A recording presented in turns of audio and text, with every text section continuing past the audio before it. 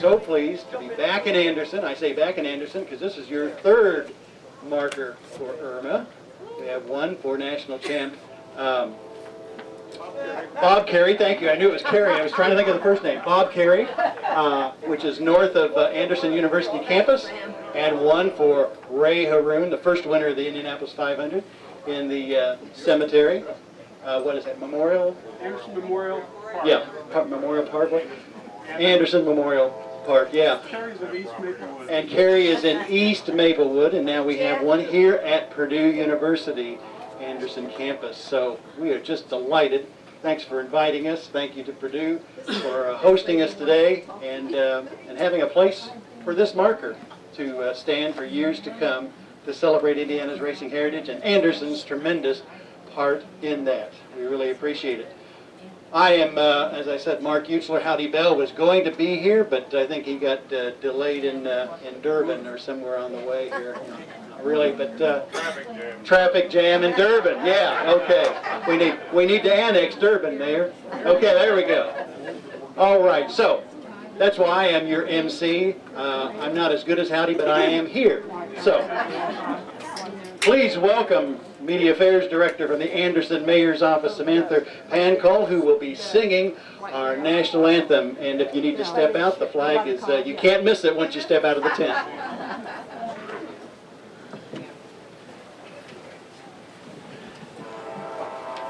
Might want to wait a minute. They only come about every 2 or 3 minutes.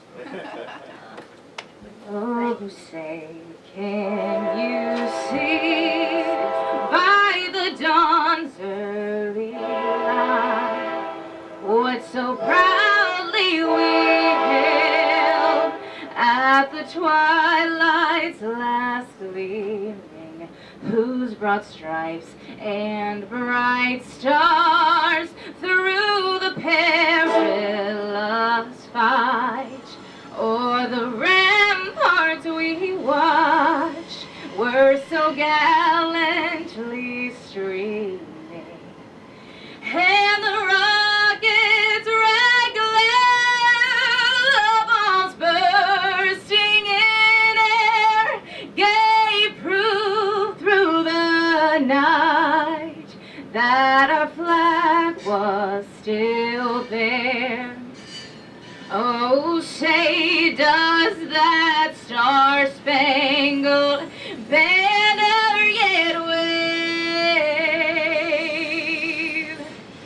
o'er the lands of the free and the home of the brave?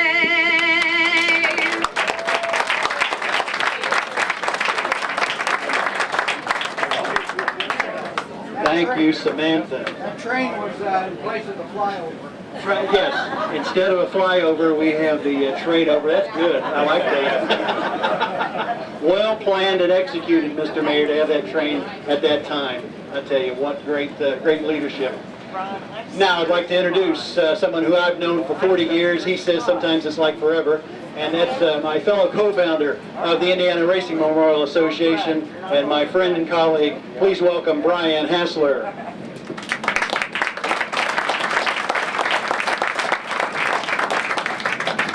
Thank you, Mark. You've already met one of our members today, Mark Utzler. I am the co-founder with Mark of IRMA, Indiana Racing Memorial Association. But we also have some other members here. We've got Dick Jordan, Greg Perigo, Sam Mudd, and our crew chief, Mark Hoover. So give them a round of applause. IRMA was formed 4 years ago to pay tribute to and celebrate Indiana's rich history in motorsports. Today is our 26th marker as we honor the entrepreneurial spirit of Myron Reynolds and the genius of Robert Roof, two of the early racing manufacturing teams and promoters in our sport. So we're very pleased to have Myron Reynolds and Jim Roof here with us today and members of the family.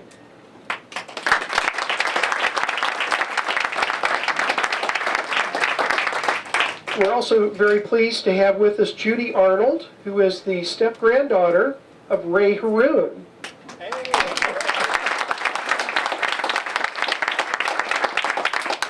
And I know you're going to hear from Mayor Tom Broderick and also State Representative Terry Austin in a few minutes, and we're very pleased to have them with us today. We have, as I said, done 26 markers to date in 4 years here in Indiana. There will be 5 more markers yet that we do this year. And because of the great success and the phenomenal support we've had, we are now taking this to another level. This year we have announced the American Racing Memorial Association. And the first thing that we did was to take a grave marker intended for Arthur Chevrolet that was put up in Indianapolis to where he was actually buried in Slidell, Louisiana. So I think what we did there was a great tribute to Arthur, who is in an unmarked grave in Slidell.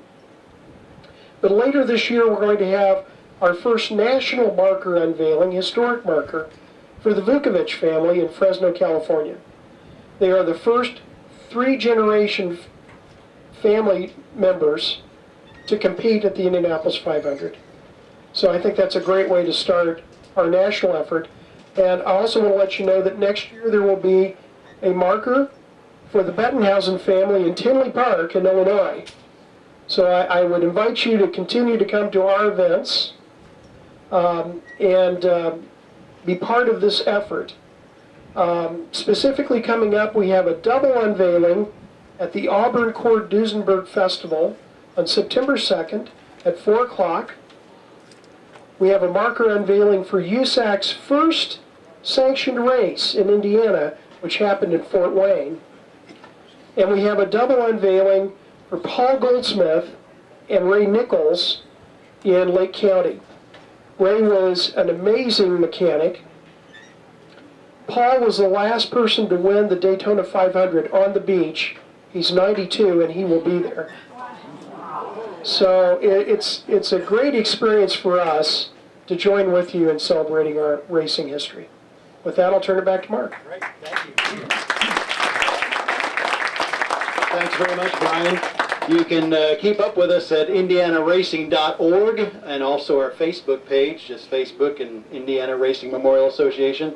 And that's probably even the better site. That's updated constantly. So if you're interested, please touch base with us there.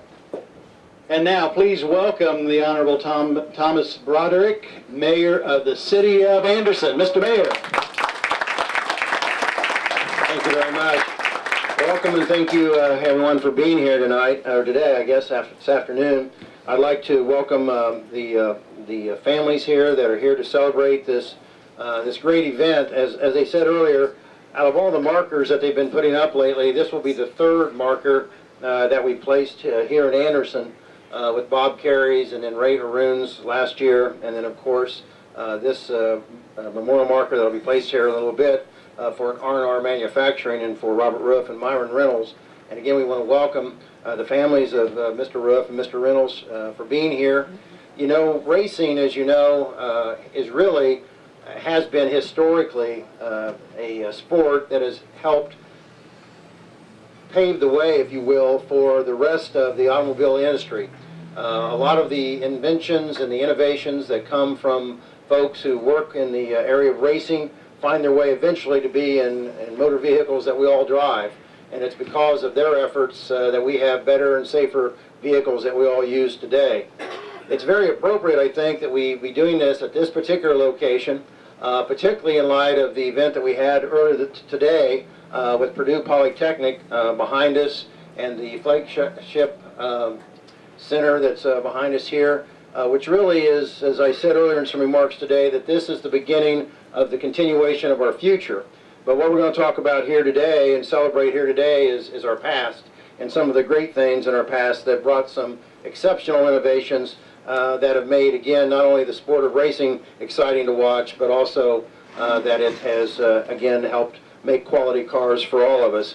And I'm proud, and I want to thank again the folks from the Indiana Racing Memorial Association, who again were the sponsors and spearheaded these efforts here at Anderson over the last couple of years. We appreciate that, and again we want to give thanks to Purdue Polytechnic and Flagship Enterprise Center for allowing us to be using their facilities here today for really probably, I guess, the first official occasion other than the one we had earlier for them, so we certainly appreciate that.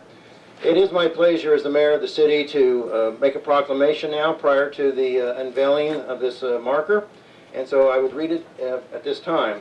Whereas the city of Anderson has a proud history of automotive innovation and manufacturing that helped propel the automobile industry forward in the early part of the 20th century, and whereas Anderson resident Robert M. Ruff and his partner Myron B. Reynolds founded R&R Manufacturing in Anderson, Indiana, which company became a leading engine component manufacturer in the United States, whereas the design and products produced by R&R Manufacturing became recognized throughout the country as state-of-the-art components for the use in auto racing, and whereas the city of Anderson and its citizens wishes to express their appreciation to Robert M. Ruff and Myron B. Reynolds for their contributions to the community and to recognize these early pioneers for their significant contributions to the automobile industry and to Anderson's legacy in automotive manufacturing. Now, therefore, I, as mayor of the city of Anderson, am proud on behalf of the citizens of Anderson to participate in this Ruff and Reynolds, along with the Ruff and Reynolds families and the Indiana Racing Memorial Association, and again, Purdue Polytechnic of Anderson,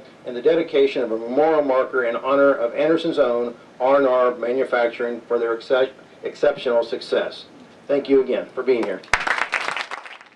Well, thank you for inviting me here today, and it's really a pleasure to be here to recognize the Reynolds and Ruff family and to commemorate their contributions to our community.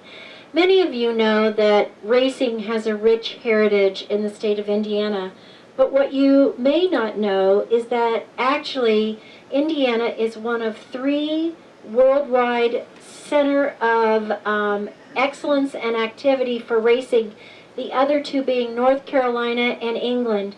And we're so proud to have Indiana as that 3rd in terms of its recognition to the industry as a whole. The other thing I wanted to let you know, and it's ironic that we're standing here at a Purdue facility, because back in 2012, Purdue actually released a study. It's available on the web for those of you who want to see it.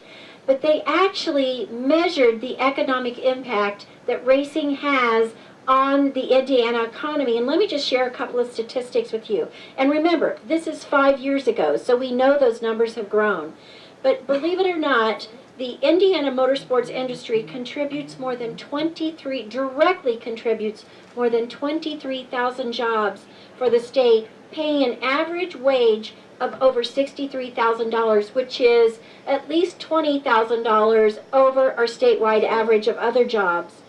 And indirectly, it was responsible, or is responsible, for more than 430,000 jobs through other sectors of manufacturing, including research and development, the spin-offs that occur, the pipeline chain.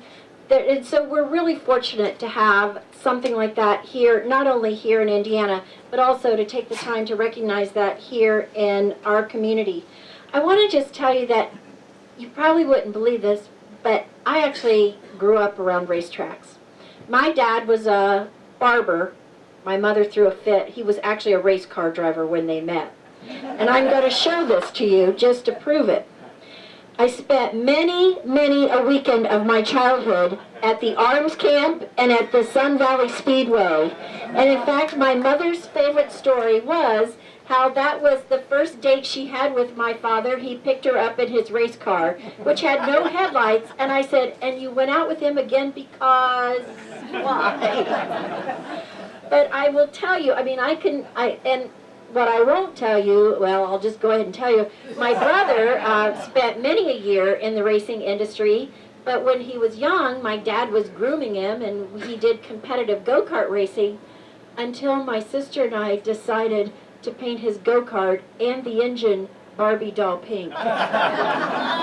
True story that my brother does not let me live down now. But the point is, we're here to recognize the contributions of a wonderful family and an industry that has a long, rich history here in Indiana. And we're proud to call them our friends. We're proud of the work that they do, but more importantly, we're proud of how they continue to make Indiana a place that people can be proud of, and that we actually can hold up some great innovation, because believe me, there is no faster innovation that takes place than in the racing industry. Thanks for having me this afternoon. I appreciate it.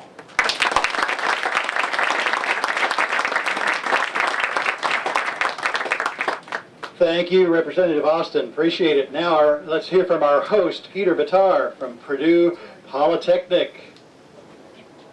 And here he comes. Welcome him to the platform. Thank you all for coming today again. This is a great event and a great opportunity to kind of share an example, really, in our legacy of innovation and of entrepreneurship in our community. And this is, you know, exactly what this center behind us is here to stand for, so it's extremely appropriate to be doing this unveiling today. Even as we remember folks like Robert Roof and Myron Reynolds, we look forward to the future that has so much potential for innovation and invention. The P3 strives to be part of that future legacy, and we do that by enabling innovation and rekindling an innovation culture in this community. And that's something I want to talk to you about. I think that we have, for a time, kind of forgot, and then started remembering more in recent years, that culture of innovation. It's not just about doing occasional innovation here or there. It's about a culture that says innovation is part of our blood, and it's part of our DNA. And if I'm really lucky, this train will show up right when I'm in the middle of my remarks, so ask me later if you didn't hear me. I think the big key to innovation is a willingness to take risk, and also do that with a vision to solve a problem. If you have that, you have the initial spark, and after that I can tell you that it's a lot of trial, error, sweat, and tears in order to bring something new into the world that will affect a lot of other people for good. It's really hard. And for every good idea that actually makes it to market, there may be 20 or more that don't, from that same person. So it's all about persistence, and persistence counts. And the tools that you have to take that persistence further than the competition, or than the inherent inertia and entropy that exists in our world, is what seems to be the difference between what holds us back and what pushes us forward. So the idea for the P3 is to help inspire innovation, to starting with our makerspace and moving through our Purdue Polytechnic campus and ultimately into the Wylam Center, where an idea becomes a product that enters scaled production. That continuum is what our community needs. That continuum is what we represent here at the P3, and that continuum is what was evident in the legacy left behind by Mr. Roof and Mr. Reynolds. Because we can't sit back and hope that another General Motors or some other company from who knows where comes along and saves us, giving everyone push-button, low-creativity jobs. It's time we pulled ourselves up by our bootstraps and innovated our way into the future. And it starts now. You're never too old or too young to start innovating. Some things can become big things. And even if you fail, or if the first idea is not completely awesome, you've learned how to proceed. And so then proceed.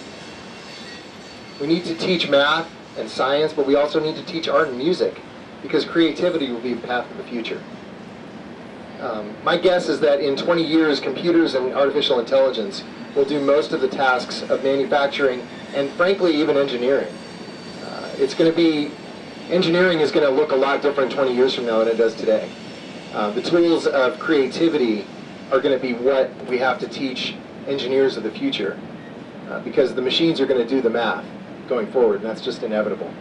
So the whole idea is we have to start teaching people how to think creatively. Creative thought that is out of the box, parallel thinking. We can't just think in a linear way. We have to think in a spherical way. And trying to understand that's hard, but the world is a sphere, it's not a line. And so we have to understand that, and we have to start teaching that in schools. I think that Robert Roof and Myron Reynolds would be proud of what we're trying to do here today with the P3 building and with Purdue Polytechnic in general. And I hope that we build an innovation and culture an innovation culture and legacy in our community for which they would be proud to add their names. Thank you, and thanks again to the Indiana Racing Memorial Association, Purdue Flagship Enterprise Center, and the City of Anderson for the opportunity to share with you today. Thanks for coming. Now, for historic perspective, please welcome the historian of the Indianapolis Motor Speedway, the internationally famous Donald Davidson. By the late teens and through the 20s and into the 30s, there was a tremendous amount of dirt track racing when it was so easy to have a racetrack. You didn't have to have OSHA and you know, all of these construction things that you had to abide by. You just carved out a racetrack in the middle of the field and went racing. And there was a great deal of that in the Midwest. East Coast a little bit, West Coast, but really strong in the Midwest. And there were a variety of companies that helped to either build or help build dirt track vehicles that could be relatively inexpensive to own and run because they were what we now call stock blocks. And so the Ford Model T was the basis for a lot of these dirt track cars. Probably the Fronty Fords were the best known, and there's a lot to explain here, and it all fits in with another theory that I've had, and forgive me if you're not historically inclined, forgive me for the next few minutes. For those of you that are, if you delve into the early days of the automobile, aviation, motorcycles, it's all the same people. You keep seeing the same names. Everybody seemed to be working with everybody else. And we've drawn a number of parallels here, which probably is a little bit, you know, getting off the center line of talking about primarily Mr. Roof. But anyway, the Chevrolet brothers were now long gone from the Chevrolet Motor Company and had no part of it. And they set up a company, and they couldn't call it Chevrolet because they'd given that up, and now it was under General Motors. And so they set up a place on West 10th Street, Indianapolis, called the Chevrolet Brothers Manufacturing Company. And what they did was to put their Frontenac heads on Ford engines, and that became known as the Fronty Ford. And so it's rather ironic that the Chevrolet brothers were making their living off of hopping up Fords for dirt track racing.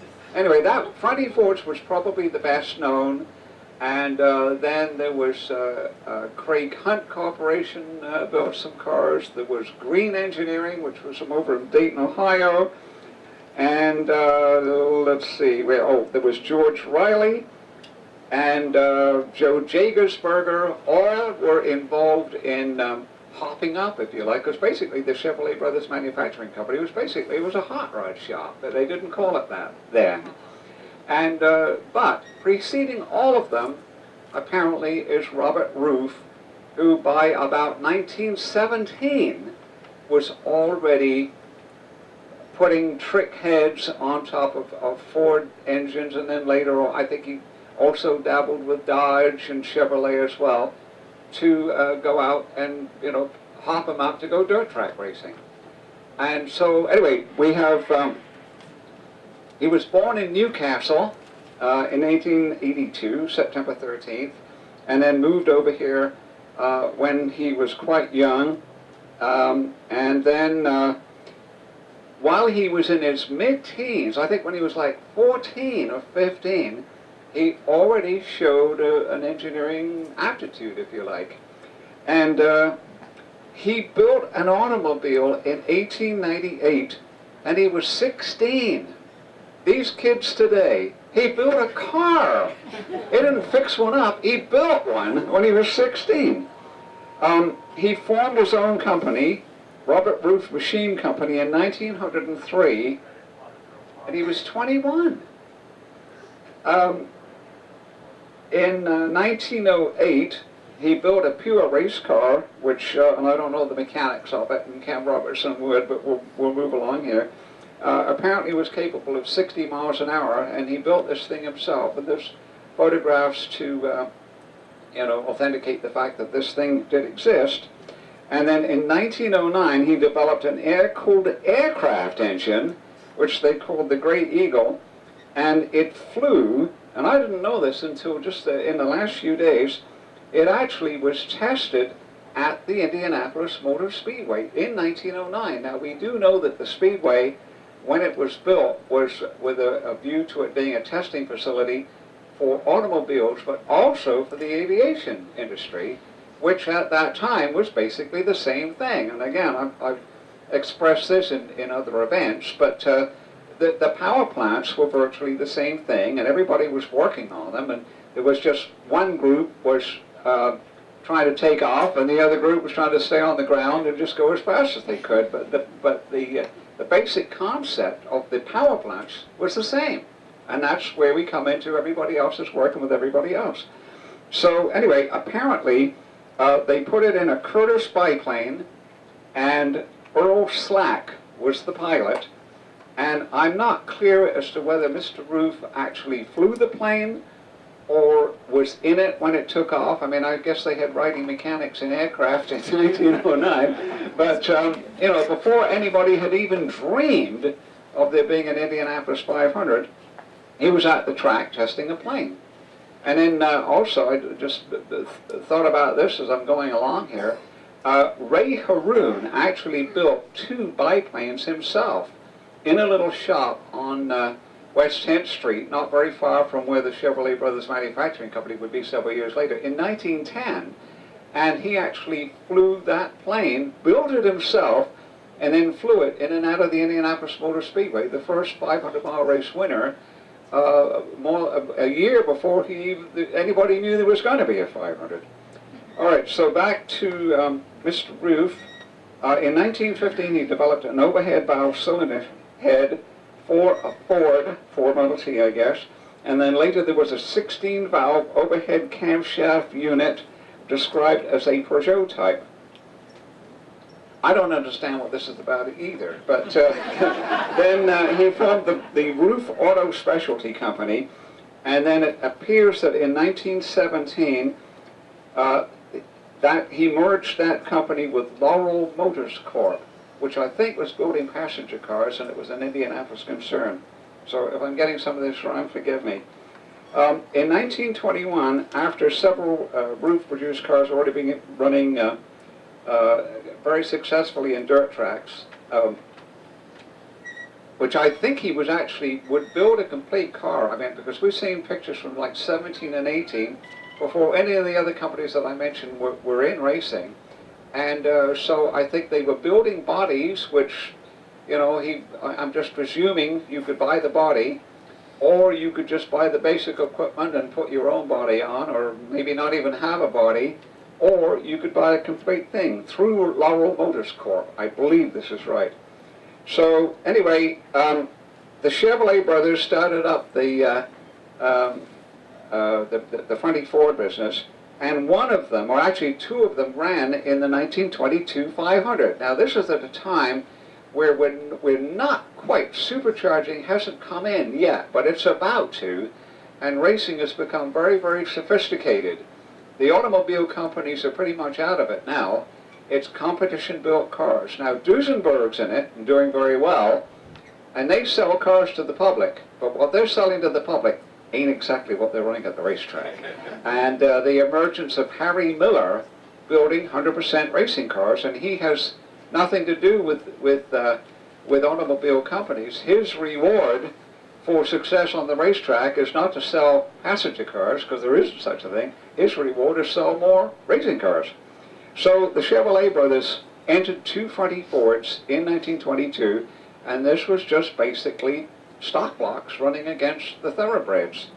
And then in 1923, they entered just the one, called the Barbara Warnick Fronty Ford Special, and it finished 5th. Now, it was 30 minutes after the winner had crossed the line, but they would let the cars still run, and 6 hours or something, and then finally the Fronty Ford came in and finished 5th for just a fraction of the cost of the Duesenbergs and Millers that had finished ahead of it. And Barbara Warnock actually was one of the first of the so-called sponsors, because it was actually a Ford dealer on East Washington Street. And then in 1924, they had 3 Barbara Warnock Friday Fords.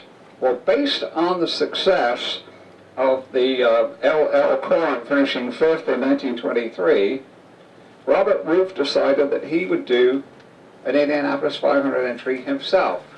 And there's a little bit of a mystery about this and several different versions, so I sort of gathered them all together and sort of try to draw my own assumptions, and you can certainly draw yours. But just before we get there, there was, this will show how all of these things tie in together. Craig Hunt Incorporated later became Speedway Engineering, and they built stock block race cars.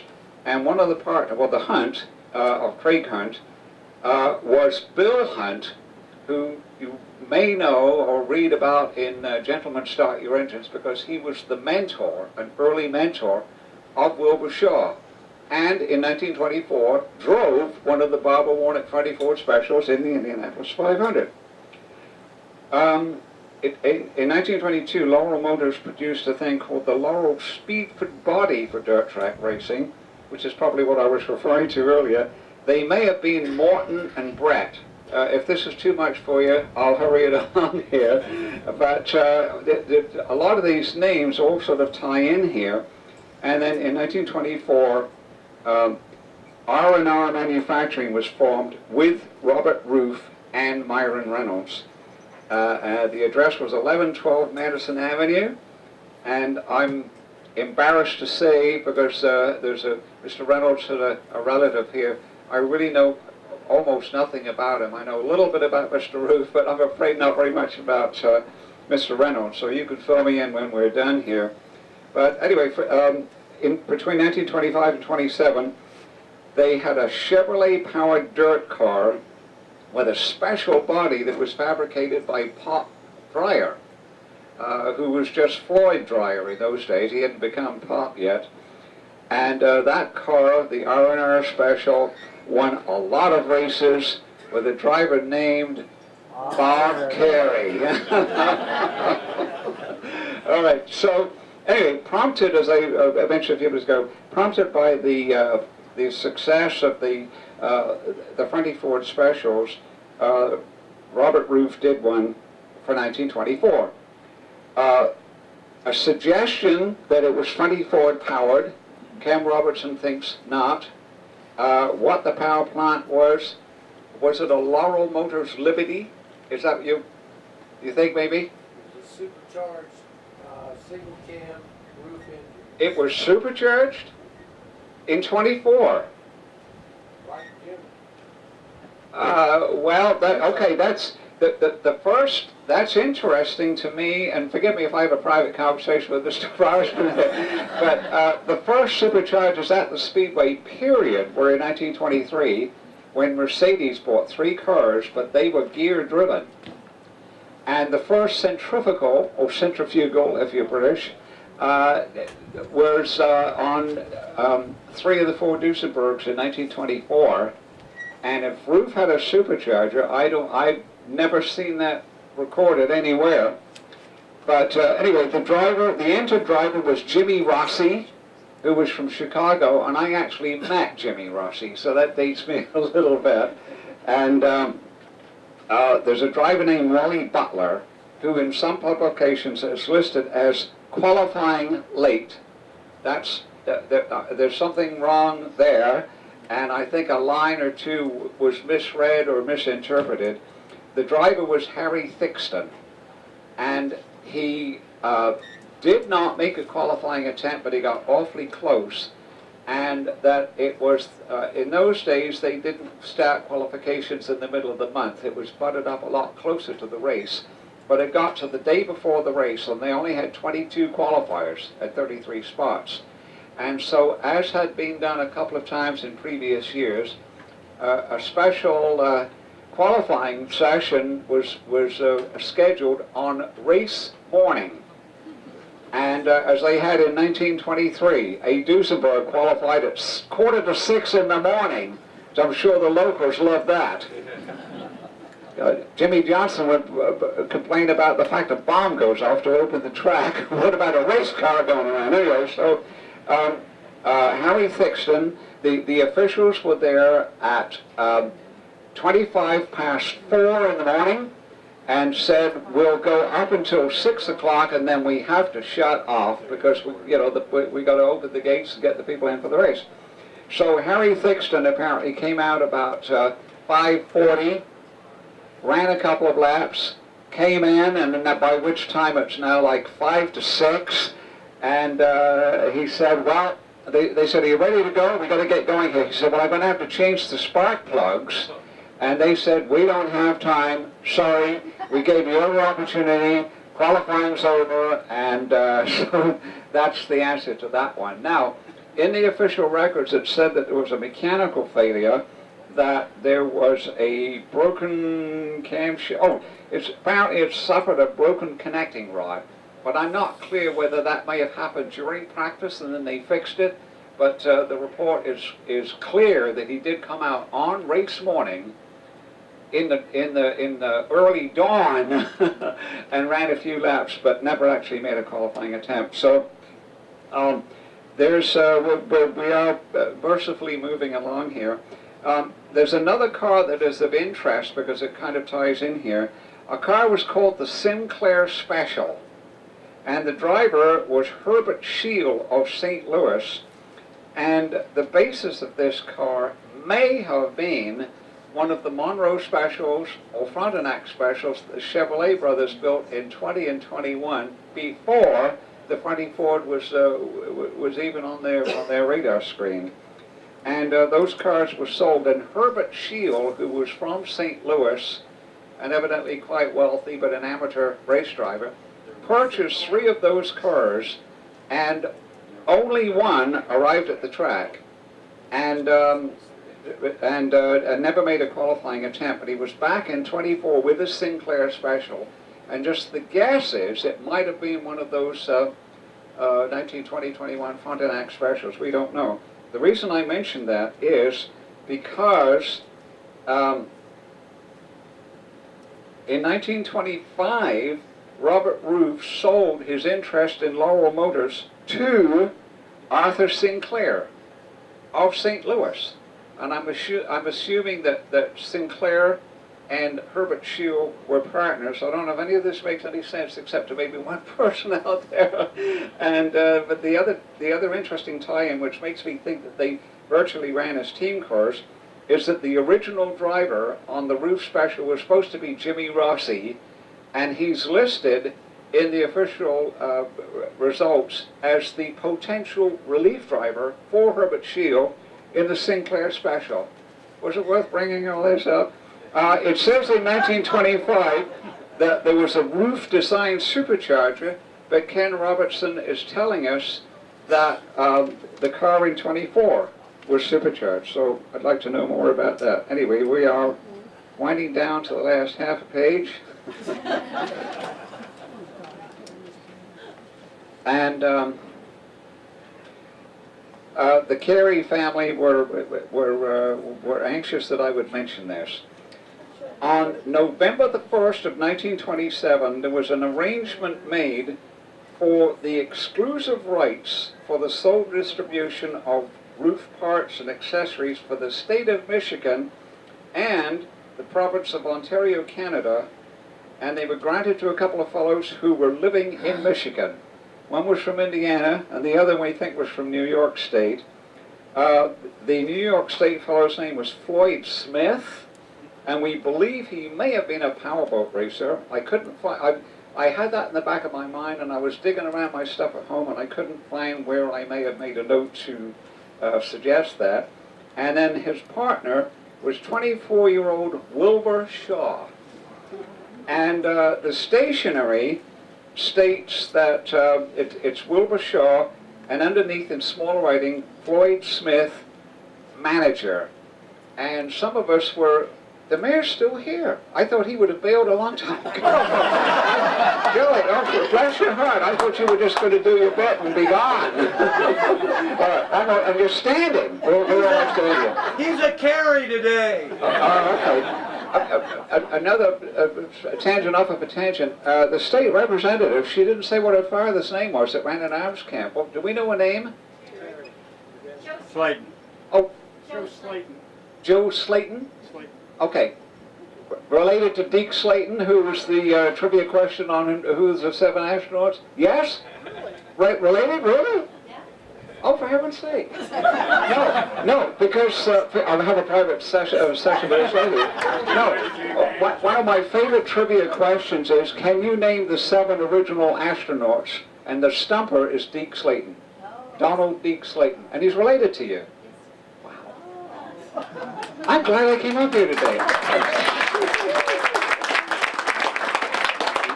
I don't think you're glad I came up here today, but I'm glad I came up here today. All right, almost done. So anyway, Wilbur Shaw, then the family has a letter which is dated December the 8th, 1927, which is just after this arrangement was made with, they would be the exclusive distributors up there for roof equipment. And it says Wilbur Shaw is raving over the fact that he'd put an R&R head on his Chevrolet, and then he'd been able to drive from Detroit to Indianapolis, 289 miles, on dirt roads, in 5 hours and 47 minutes. I don't think you can do that now on pavement. So anyway, the other thing too, and I know I've got to follow up, and we are almost done here. There is a shot, when Floyd Smith as the manager fascinates me because I've known that name for decades, because he's in a photograph with Wilbur Shaw in 1930 with the Empire State Special, and he's sitting in the riding mechanic seat, which would infer that he was the riding mechanic. Now, as I tell people, and maybe this will be interesting to just a few more of you, when you get a photograph of the Speedway, what I call a qual shot, and it's got the driver and the riding mechanic, and they're identified on the bottom, that shot was taken either after qualifying or during practice, and there's all kinds of last-minute changes, and it's not necessarily so that who's in the shot is the one that rode in the race. That's been quite a puzzler. So Floyd Smith was not the riding mechanic, but it turns out that he was the entrant. Now, he didn't own the car, I don't think, but he signed the entry blank. It's the Empire State Special. And so I don't even know if that was one worth bringing up here. I did have some other stuff here, which I'm just going to mercifully run through. But Robert Ruth built or influenced equipment continued to be produced for many, many years. And I mean, it ended up being worldwide. In the automobile industry, passenger cars, and the aircraft a little bit. I mean, the racing thing sort of came to an end. But the contributions were enormous. I wish I could have told you more about Mr. Reynolds. But anyway, thank you very much indeed for having me up here, and I've got to get with Ken Robertson and find out how many mistakes I made while I was up. Thanks, everybody. Thank you. When I dream about the moonlight on the Wabash, how I long for my Indiana home.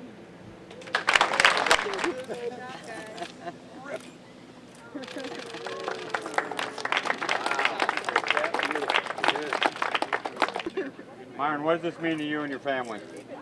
What does this mean to our side of the family? It means that Grandfather Reynolds believed in Mr. Roof, and they had a real good business relationship that went on for years. Excuse me. Leaning Tower.